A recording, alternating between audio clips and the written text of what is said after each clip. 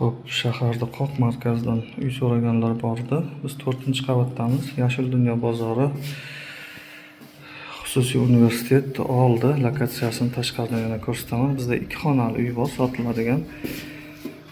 Mana kirganda chap tomonda tualet va vannasi ariston qo'yilgan. To'g'rida oshxonasi. Bu yoqda gaz bor, kotyol. Oshxona mebellarining holati mana shunaqa holatda turibdi. Gaz. 4-qavatdamiz. Suv bu yoqda yomon emas. Bu tomon ko'chaga qaratilgan, ozgina yurganda o'sha xususiy universitet. Uyda remont juda zo'r holatda turibdi, yaqinda remont qilgan.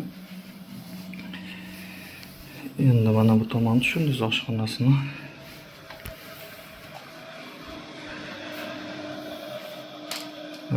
Ko'rib turgan mebellaringizni hammasi qoladi. Mana bu bitta spalnisi, yotoqxonasi. Bunda ham to'liq mebellar qo'yilgan. Ataklanish ishlaydi. Bu yoqqa lekin juda chiroyli qilib mebel yasabdi. Butun hamma narsalaringiz joy bo'lib ketadi. Endi bu xonani ham tushundingiz. Va bu yoqda yana bitta gostinniy mehmonxona.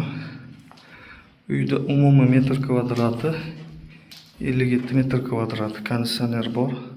Mana shunday holatda. Uyda holati juda zo'r. Derazasiga 4-qavat bo'lishiga qaramasdan reshotka qo'yilgan. Yosh bolalarga xavfsiz. Buning narxini 410 million deyapmiz.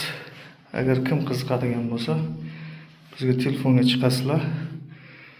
Uy mana shunday holatda turibdi. Bemalol ko'rib ma'qul bo'lsa, savdo qilsa olishingiz mumkin. Hech qanaqa bankda krediti yo'q. Juda qulay joyda joylashgan. Biz sotiladigan uyimiz mana shu domda. Mana shu podyezdda joylashgan. Juda qulay joy. Tomonda universitet.